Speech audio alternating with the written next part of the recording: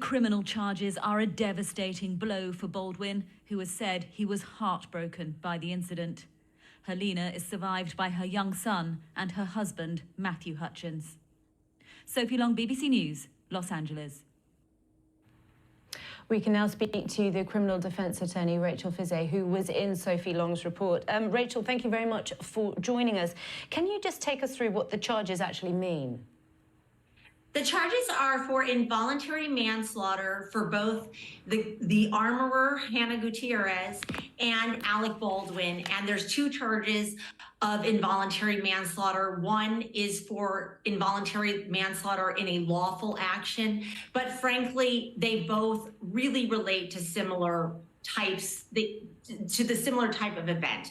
And the event that the prosecutor will have to show to meet their burden to convict will be that it wasn't intentional. No one is alleging that this is an intentional act, but that both Alec Baldwin and Gutierrez acted with conscious disregard or gross criminal negligence in carrying out their actions on the set.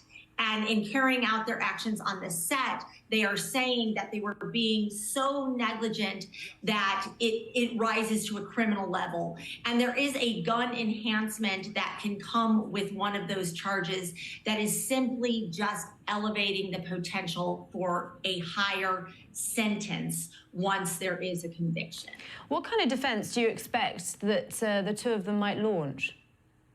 I think they will both have a separate defense. I think that Alec Baldwin's defense will be that he was actually relying on the armorer, Ms. Gutierrez, to tell him what if there was a loaded weapon and that she checked the weapon. He will also say that he was told that this gun wasn't loaded by David Halls, who has pled guilty to a weapons charge in this case. So he will very much say this was not his job. He was simply doing what he was told. And in pointing the gun at the camera, he was doing what he was told. He was following direction. So he took a gun that he was told was unloaded, and he followed direction in pointing it at Ms. Hutchins. Now, Rachel, Rachel, just interrupt briefly. You know, in your assessment as a criminal defense attorney, how strong do you think that defense of reliance will be for Alec Baldwin? To be honest, on a set like this, where everybody has separate jobs, there are people's jobs to enforce safety regulations regarding the weapons. I think he has a very strong defense in saying he was relying on the people who had the job of loading the gun and telling him it was safe. I think his defense is fairly strong. Okay, and very briefly, this of course is going to be a very high-profile case. What issue are you most interested in as a defense attorney?